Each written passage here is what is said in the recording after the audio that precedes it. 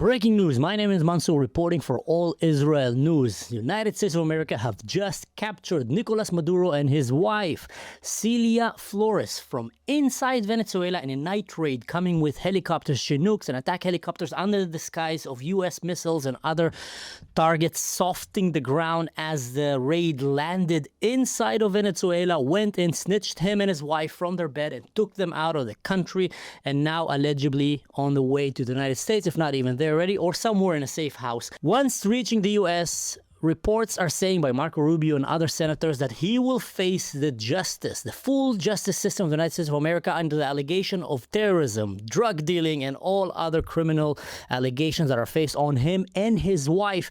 This is sending a crazy message for leaders around the world, because this raid happened shortly after Maduro met with Chinese officials in Venezuela. Literally met with them, went to his safe house, palace, where he wanted to stay, that area location. It happened in the Caracas.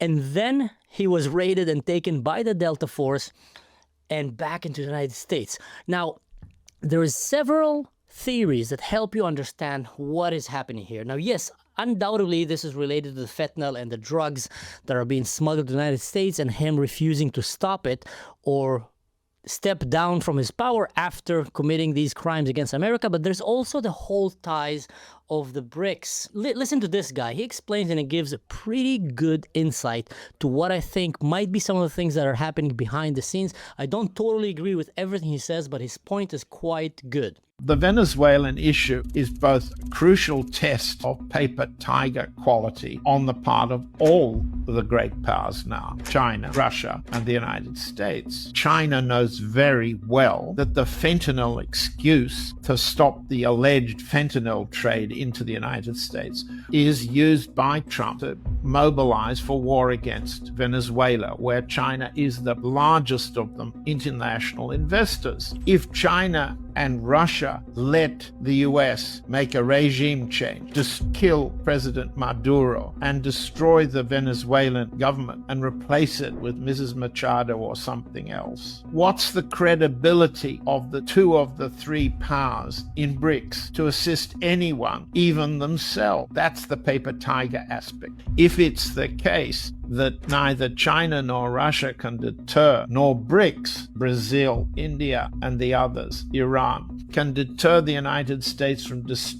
invading Venezuela and destroying its sovereign government. If they can't, then BRICS is a paper tiger too. Now, on another note, the opposition, this lady over here, came and said this. Hello, David Rasmus on Swedish radio. Yesterday, the US seized a ship outside the coast of Venezuela. Would you welcome a US military intervention in Venezuela? Look, some people talk about invasion in Venezuela, the threat of an invasion in Venezuela, and I answered, Venezuela has been already invaded. We have the Russian agents, we have the Iranian agents, we have terrorist groups such as Hezbollah, Hamas, operating freely in accordance with the regime. I think her name is Maria Corina Machado, and she came and basically named it as it is. Venezuela have been invaded already. It's been invaded by Russia, by China. They have their agent running freely here, plotting against America and against basically NATO and Team West. They have Hamas, Hezbollah, Iran. So Venezuela, for a very, very long time, the leadership, the dictatorship, have sold its country and its wealth. It's one of the richest natural resources country on the face of this planet, considered one of the most beautiful countries on this planet. And he have sold his country for the hands of very evil regimes, very greedy regimes, meanwhile keeping his people heavily oppressed and very poor. It is unsafe to the point that you can't even walk with a watch in the street because someone is going to come and shoot you and take your watch. This is real stories that are coming from my friends who live in Venezuela. I had friends there that told me that he was a captain of a ship, but when he comes back to Venezuela, he will go shopping with a shirt with holes in it and a rusty old broken car, because he said last time he drove in a normal car, he got robbed 4 times on the way to the grocery store and twice on the way back. On the way back, when they came, put the gun on his window and told me, give me all your stuff. He told him, I have nothing to give anymore. I was already robbed 4 times until you came. So Venezuela is definitely a place that is in dire need of some leadership change, and I think America is stepping in. But this is sending a very clear and scary message for world leader, that America is showing them that regardless of what they feel of the authority that they have over their country, if they mess with America, America's just going to come, grab their leader, take him, and maybe, push for a regime change. Now, I know this is morally might be confusing to a lot of people, or it's a good question to ask. It's a good question to ask. What is the legitimacy of America to go and overthrow powers all around the globe? Well, I tell you, my answer is, if America doesn't do it, China will do it. If China won't do it, Russia will do it. If Russia won't do it, then radical Islam jihad will do it. So you might as well have the good guys dictating the tone of how planet Earth is going to look. And I would rather it be America and somehow Europe. Although I don't think Europe really know what they want or what's good for them. But I would rather the good guys be leading the tone here, doing the chess game, doing the first move, and the bad guys reacting and trying to just kind of survive rather than be the other way around. So in my eyes, this is a raid and an arrest over a very evil dictator. And just like I said in the beginning of 2026, that my wish for 2026, that will be the year of the fall of dictatorship. And we just saw Maduro right now being arrested. I hope next one is Khomeini, and other dictators around the world should start shaking their pants, browning their pants, and just saying, oh my God, it's not worth it to be an evil dictator, because there is consequences for such actions. Anyway, there will be a live event from Donald Trump speaking about this in Mar-a-Lago. Today, Miami, 11 a.m. time, I will do a live video showing that from my channel, the Ashkar Show, Mansour Ashkar Show.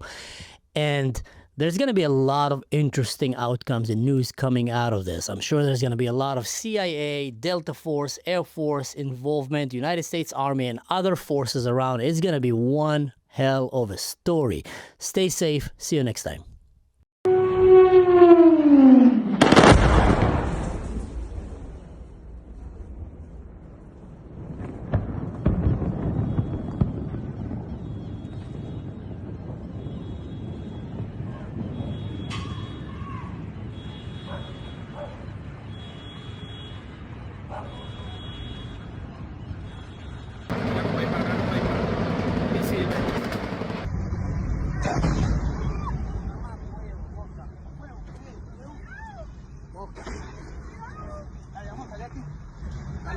Vete para acá, mamá. Vete para acá, mamá. ¡Ay, gato! ¡Homicida, cuidado! ¡Dios mío santo! ¡No! ¡Va, gato!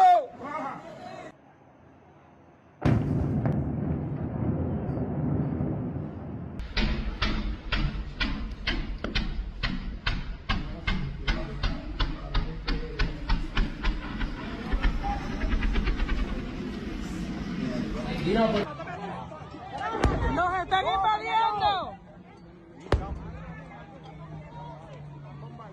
Señores, bombardeo Miraflores. Son las... ¿Qué hora es? Dime la hora. Dime la hora. Son las 2 de la madrugada. 2 de la madrugada. Fuertes explosiones aquí en Miraflores.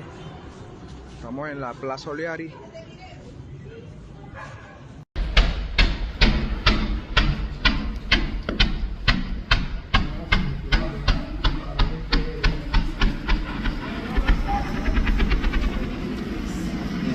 Mira, pero ven acá, no se metan para acá, no sabemos que hay ahí que se queda aquí. Sí.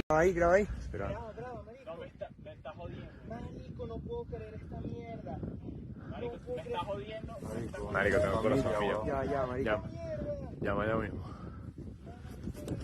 Agua no puede ser. ¿Y pillaste? No, voy a ir al lado fuerte, tío,